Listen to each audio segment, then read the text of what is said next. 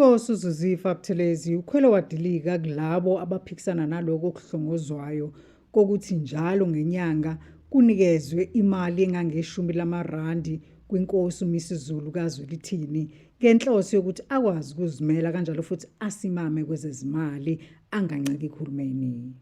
Uthe akulona iqiniso ukuthi lokhu kuyishasa politiki. Kanti-ke omunye ongenelele kulolu daba okaShenge nowaziwayo phambilini njengendodana yaloyo ongasekho uMangosuthu Buthelezi uthe kuyabamangaza bona lokhu ngoba empeleni abantu bajwayele ukuthi kuthi nini nanini bathumele izipho enkosini. Uthe-ke lokhu akuhlukile ngaleyo ndlela bayamangala bona ukuthi abantu bayakuhlaba bayakuhlikiza.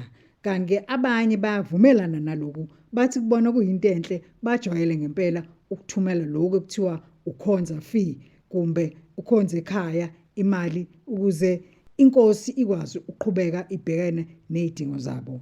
Kanti-ke lokhu kuqubuka emva kokuba labo abaphethe isikhwama esibhekele umnyango wezinkosi sebekhoxisile ukuthi banikeze imali ebhekene nohlelo olwaziwa ukuthi umkhosi womhlanga.